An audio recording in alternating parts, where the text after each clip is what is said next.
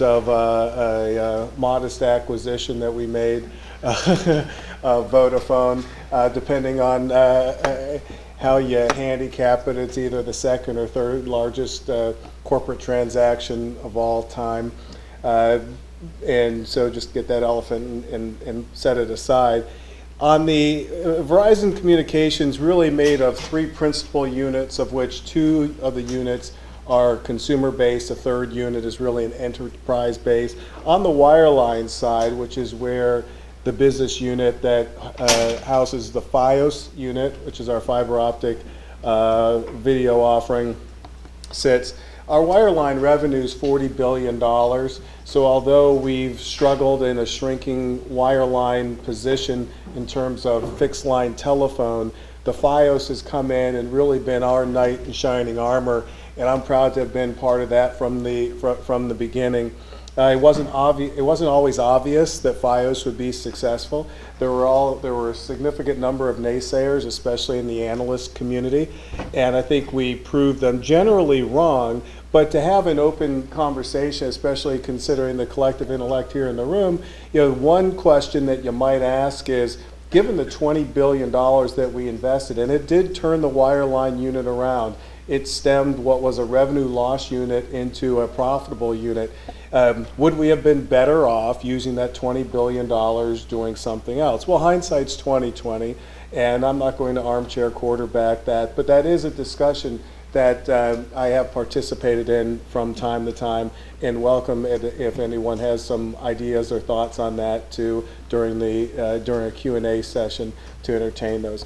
In voice subscribers, we are number 2, which is really by design. AT&T is number 1. They've always had a larger territory, so we've maintained that position, which is an interesting position to maintain considering that we're in landline decline. And then of course we have the cable competition, but we still sit in a number 2 position. From a broadband perspective, we're number 4. And from an MVPD perspective, I know this says MSO, from an MVPD perspective, we are number 5 behind only the 2 satellite carriers and then Comcast and Time Warner. On the wireless side, I think it's remarkable that we have LTE in 500 markets. We're the first to have launched the LTE. We cover about 300 million people here in the United States, and we have a smartphone penetration of over 60%. Now we usually turn over about 24 million devices a year. So if you do that math quickly enough, you can certainly imagine where in about 3 years, the vast majority of our smartphone and tablet devices are actually going to be on this LTE, which we're monetizing nicely, given the amount of, and transitioning quickly into, I think what's the heart of this conversation, the amount of data and content, video content specifically, that's consumed over the wireless network. In fact, over half of our data traffic is video consumption. And there are obviously, there are some the major players there that we all know, and some of us love, depending on the competitive set in which we participate. Netflix is a hog, and YouTube is a hog as well, but there are plenty of others. So to shape my position here, and you look at the video experience here across over these 3 time horizons, and where we sit today, there is a growing number of over-the-top subscribers, but really what you're looking at is a multi-platform experience that's largely disaggregated. So customers, certainly what customers want and what content providers and aggregators want to achieve are pretty much the same thing, which is sort of it's an interactive, two-way, ubiquitous, across devices, seamless experience. It doesn't exist today. And that's really where I see the market opportunity. What's happening, I see, is you have a rising tide market, so there are a lot of participants, and I count Netflix among them. I mean, they've done a nice job with their product, but they're really taking advantage, much like Verizon Wireless and the other wireless companies did 10 years ago, of just a natural rising tide. But I think the winning strategy needs to look out in the 5-year time horizon and really figure out how it is you can create this ubiquitous experience. The import of the ubiquitous experience, I would argue, from an analogy perspective, is the fixed line into the home triple play position that we enjoy as fixed facilities distributors on both the telephony side and the cable side. Even though you could see that there was a hunger for more content from a variety of sources, whether it's satellite or others, you come with an opportunity to create a ubiquitous experience for the customer, anchoring in broadband, and then that puts you in a better long-term position. And then from a tactical perspective, you just have to make sure you don't rest on your laurels, and you develop strategies that really build the company up the stack with respect to the services that can be offered on top of that particular broadband opportunity. So some data points here that really just, I think, emphasize the point. If you look out to 2017, OTT devices and tablets are going to be the norm. And video consumption over those devices are going to be the norm. So the way that I cast it in terms of how I might develop tactics to take advantage of consumer behavior and the devices that are there is that creating a category, two categories. One category are subscriptions that run with the household, and then another category is subscriptions that run with the person or the device. And what we see is that just like in wireless, where 10 years ago in wireless, we thought 100% penetration was the number of US homes. And now we're at 150, 200%, and we see that we can go well beyond that. I think the same thing happens in video subscriptions, except your video subscription doesn't run with the household, it actually runs with the person. And so you see this end state here is where you have a single experience in which all of your content, regardless of what the rights windows are or whatever nomenclature that's associated with the content today, whether it's TV everywhere, FVOD, SVOD, EST, VOD, live linear streaming. There's a whole lot of jargon out there, which means that no one's really solved the bigger puzzle, but they figure if they can go in and master their little piece of the puzzle that they might be able to prove profitable. And many firms have. So for us, we're in implementation stage. The Fios mobility application, where we currently have 75 linear channels that we stream within the home. Now there are our competition. We've got competitors who actually stream their entire offering, their entire live linear offering within the home. We have created a systemic technical architecture which allows us to leverage all of which we carry in the home outside of the home as those rights become available. So we recently launched a limited number of out-of-home live streaming networks. That number of out-of-home live streaming networks will always be a subset of however many channels that we're streaming in the home, because that's the technical architecture. So then the question that I ask of our engineers is, when does 75 become 100, then 200, then 300? And that's all going to be happening over the next 18 to 24 months. So we're aggressively pursuing a rights position so that over the next 24 months, you'll see this future state becoming more of a reality. So I think I've run up on my 10 to 12 minutes that I was allotted, and I think pass the baton. Is that how we're going to do it? Thank you very much. Okay, very good. Thank you. Thank you. So our next speaker is Paul Mitchell, General Manager for Technology of Microsoft. Thank you, Paul. Do you have slides or?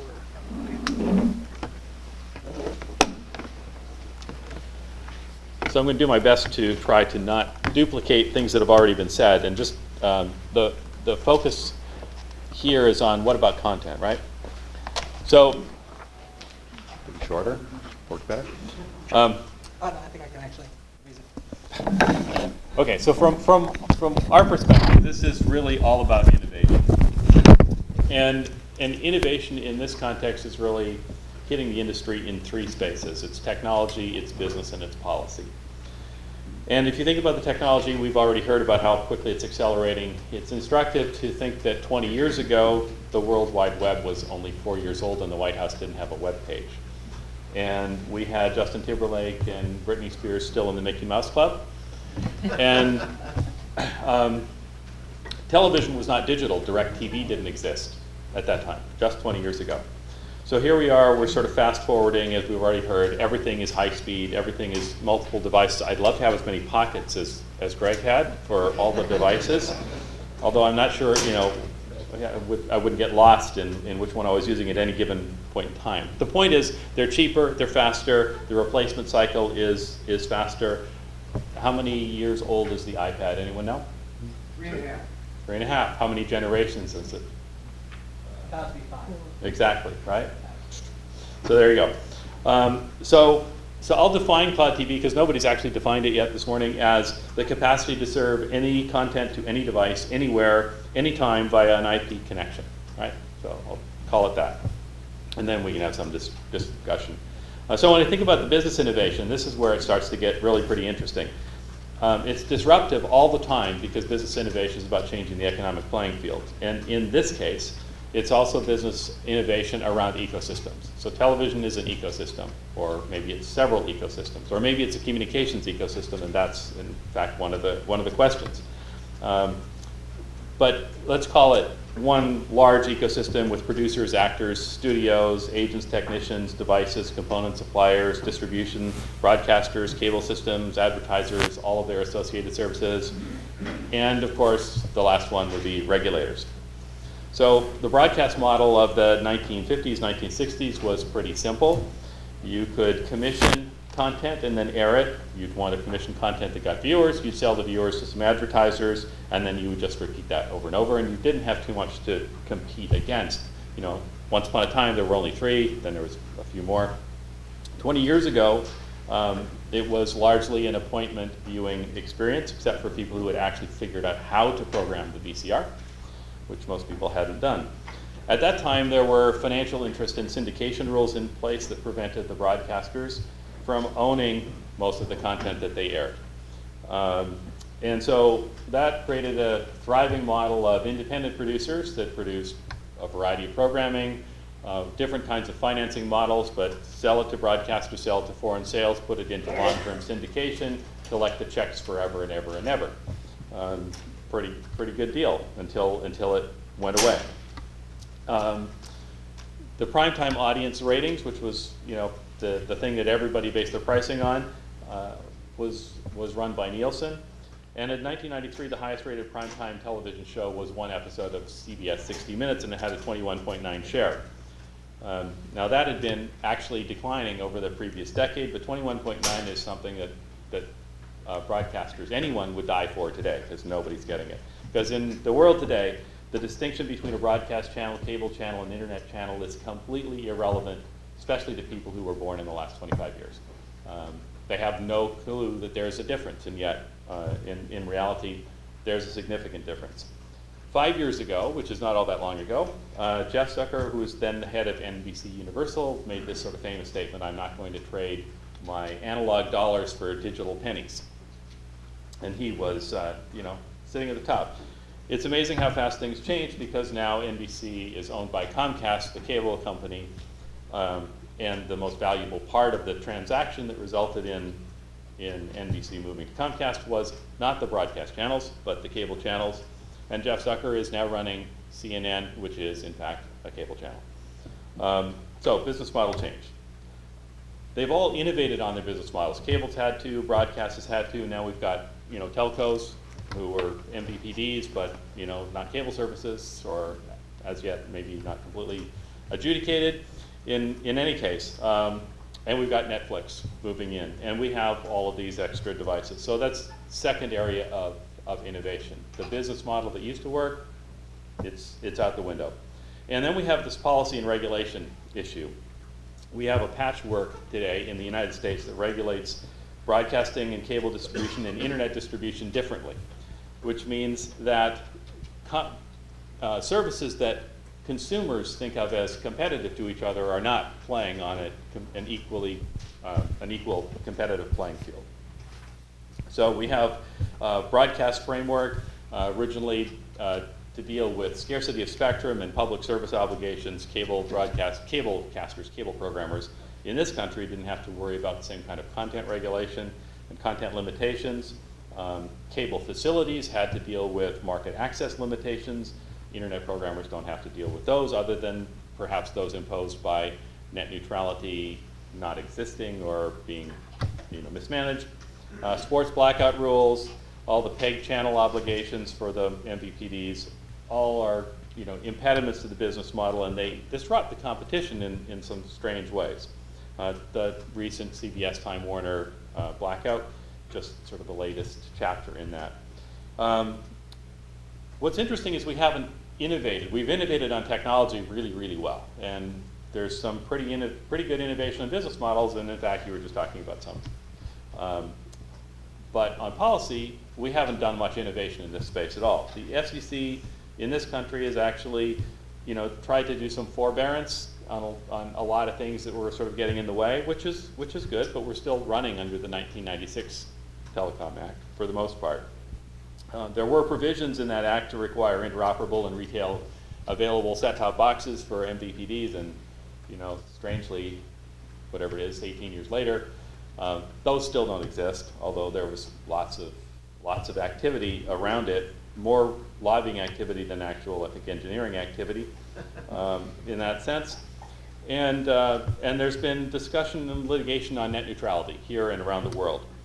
In Europe, there's a slightly different approach, and it's kind of worrying in a way. They created the Audiovisual Media Services Directive, and what it does is it attempts to regulate internet content as though it's broadcast, right? So if you're an internet service provider, let's say like Netflix, to a European regulator, you look like the BBC, and they would like to apply the same rules.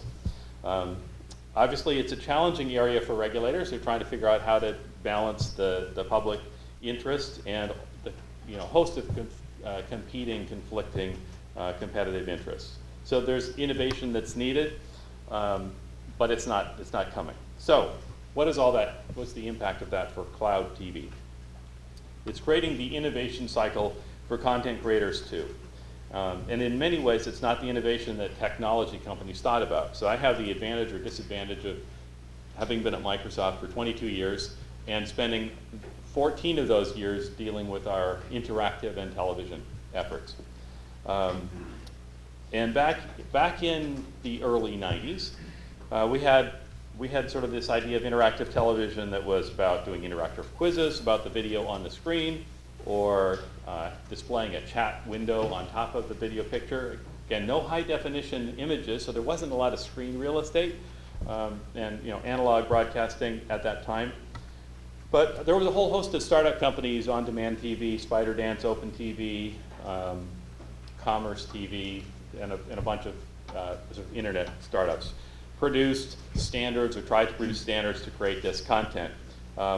In 1999, Microsoft was delivering to subscribers of the web TV service interactive TV content from NBC, which I think Greg actually had something to do with, HBO, Columbia TriStar, Big Ticket, Discovery, Home and Garden, McNeil Lehrer, E, Learning Channel, and Weather Channel.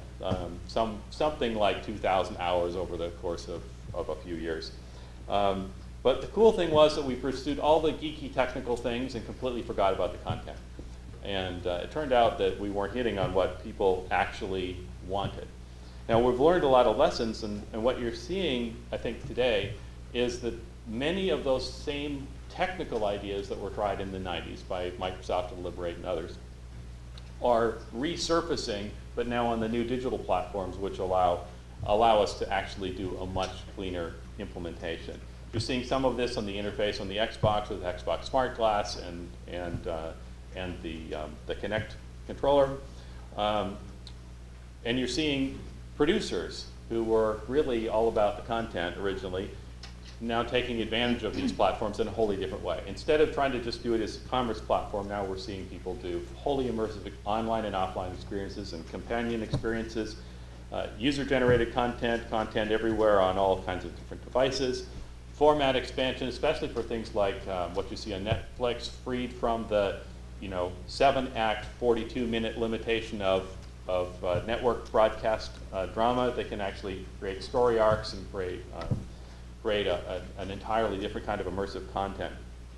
So in closing, because I'm going down to the 1 minute mark here, I'll offer that for cloud TV, it's all about the viewer, and that's the big change.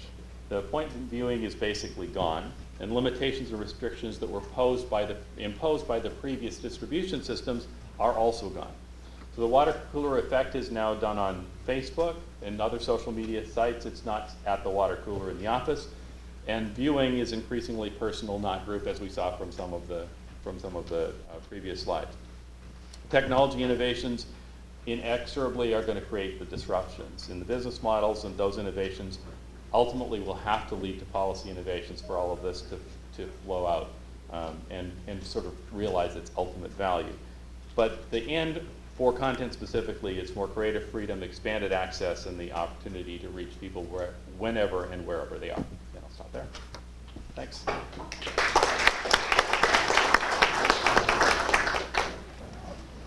Thank you very much, Paul. And now we have Robin Polishuk, partner in entertainment and media from Greenberg Traurig. And I'm proud to say one of my former partners who saved my life more than once in international negotiations on rights distribution. This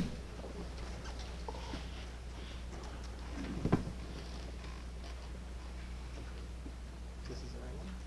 For sure. I'm slow. Sorry. I should really do this all up. That's good. Make sure. Yeah, make sure I have the right one. Oh, no, get your password. Good luck. Complete the dots. It's not in English. Oh, brilliant. Yeah. There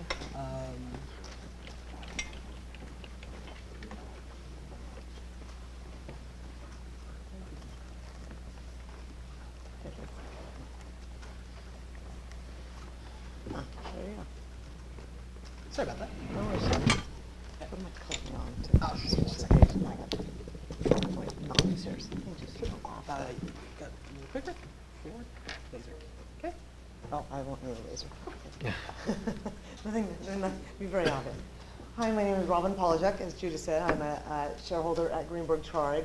I represent content providers, cable networks, and broadcast stations in their distribution agreements with the MVPDs, Terry's company Verizon, cable operators, satellite providers, and the other telco that will remain unnamed, however that's it.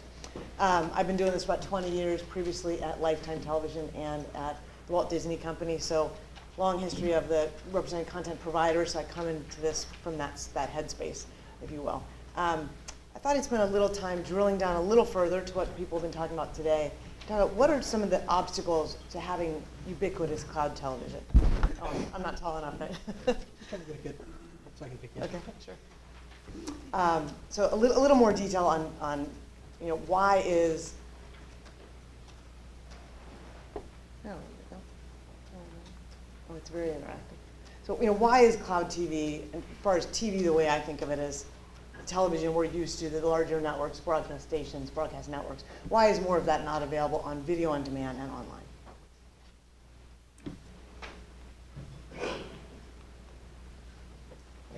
So I came up with a little acronym called MARGINS, which I think is why we all understand, of course, the money that makes it challenging to get the content in these spaces. But MARGINS stands for monetization, advertising, rights, geography, infrastructure, numbers and measurement, and simplicity and consistency.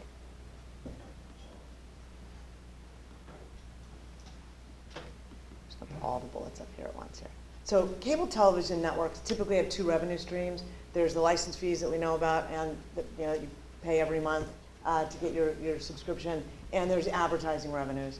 And broadcast stations typically had only the advertising revenue until recent years. Now they have retransmission consent agreements that pay them license fees. We've all seen the very public dispute between Time Warner and CBS, that kind of negotiation.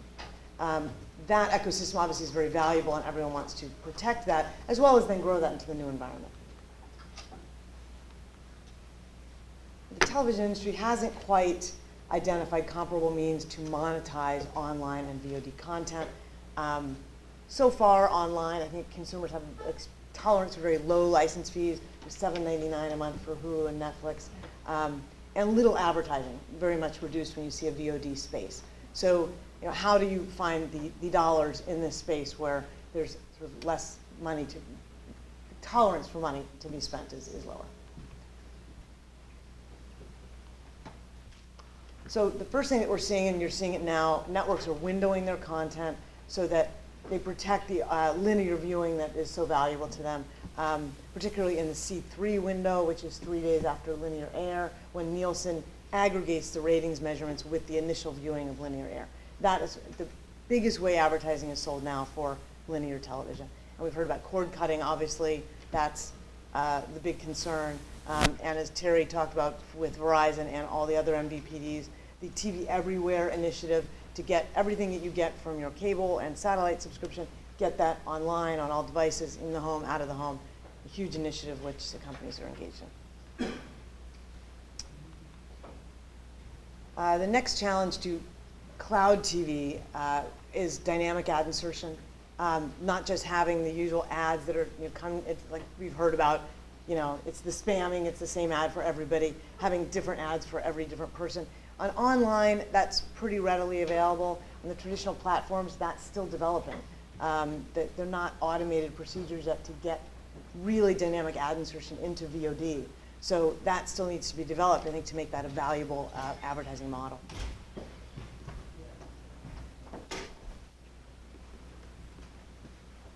And then, as Terry mentioned, advertising platforms are so sort of fragmented and not consistent that the advertising across them is very challenging. My understanding is that the transactional costs are very high for buying advertising online. For agencies to purchase digital content, it's 5 times more expensive than purchasing traditional content on the television because they have so many different platforms to buy across, devices and buy on different websites and different apps, and so it can be challenging that way.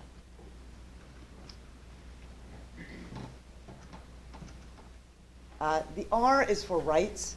As we've heard a little bit, the rights model is a little challenging as it's developed over time, as you've talked about. There's traditional rights holders that aren't the same as networks, and aggregating those rights to get a consistent experience is challenging. The most obvious examples are sports content where the leagues control the digital rights, and broadcast stations where they don't control the video on demand rights, the networks do. So there's some challenges to get a full linear feed, say, of a broadcast station online because they don't necessarily control those rights.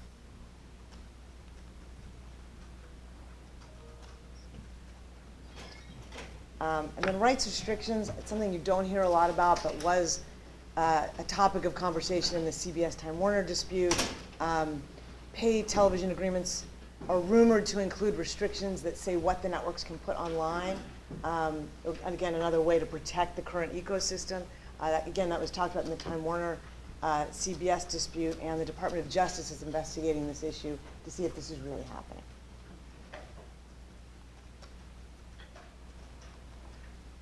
Similar to the rights issues is geography.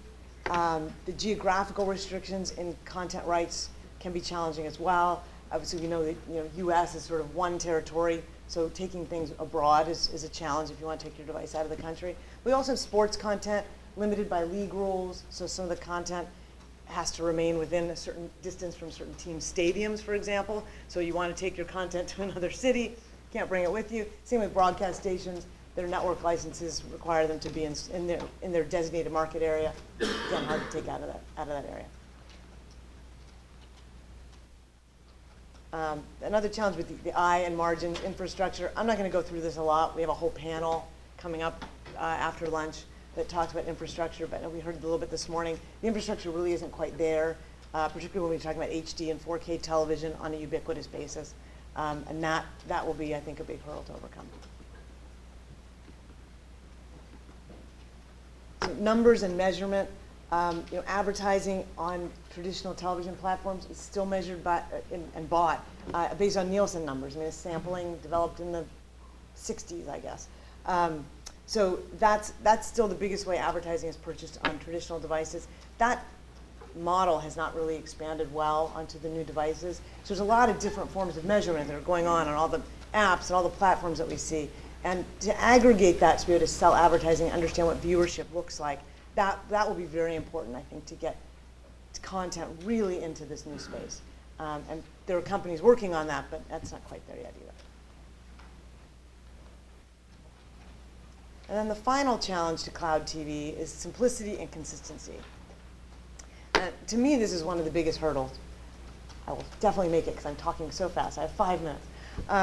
It's the fragmentation within the device and the whole content distribution industry online. I mean, there's so many different devices, so many different apps. Apple, we've got Android, we've got Windows. So the distributor and the programmer have to make so many different iterations of their apps, iterations of how you get the content out there, and different ways to insert advertising. But that's pretty challenging, and that's very costly. And I think until we have a uniform model, as Terry was describing, we're not going to have that true rollout in ubiquitous television until we get that. And even once there's a model that will sustain maybe a new generation of devices, we'll have millions of legacy devices that we'll still have to address and support content on those devices. So I think we have a little time for that, before that comes about. And then finally, of course, customers, as we've heard about, they don't often know where to get their content, and different user interfaces, some are which pretty clunky interfaces. It's challenging for consumers to really find access. Once we get maybe a more uniform way to find and access content, that will be so real adoption, I think, maybe of online viewing. And finally, I've concluded some, we've looked at a lot of long-term changes, right, of what we think will happen in 5 years, what we think is going to happen over time. I do think television is moving to the cloud, but what can we expect in the near term? I think much greater rollout, as Terry described, of TV everywhere. If you are a cable, satellite, or telco subscriber, you will get your content on all kinds of devices and be able to take it with you.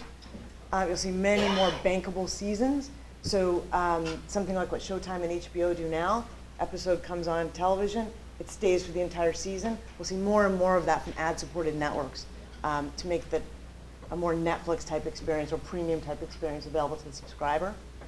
I think there'll be more and more high-budget programming, so real focused programming from big-name directors, big-name actors, because the brand and the program itself is becoming so important.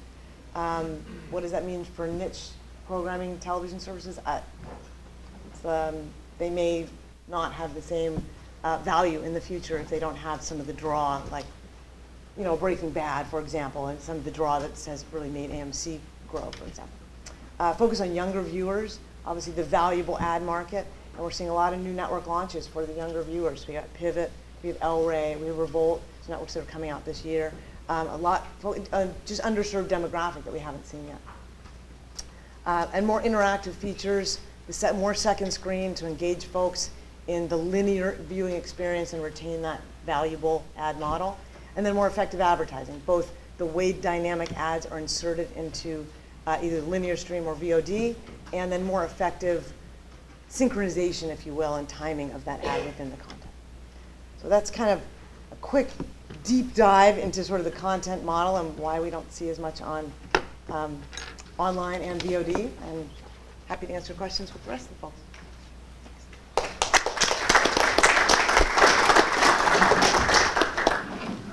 So since I have, it's working now? No? Yes? Yeah, no? It's not working. I have to fix it. While I'm fixing it, I'm going to really quick ask the first question if you guys don't mind. Terry, Terry, we direct this to you specifically, but also to the whole panel. We've been talking a lot about cloud content, cloud TV content, specifically cloud content in general. I'm like Craig. I have a ton of devices. I use a ton of devices. I've got like 6 with me right now. This morning alone, on my Verizon phone, I was listening to music just coming up here to Columbia. I used 200 megabytes to stream my cloud music from the cloud to my phone for me to listen to it. I like high quality sound, I've got good headphones, all that kind of stuff. It's a lot of data. And with regular home-based internet, not a big problem. Luckily, I'm a grandfathered Verizon customer. But for new customers, for new customers, and I think Terry, I think you know where I'm going with this.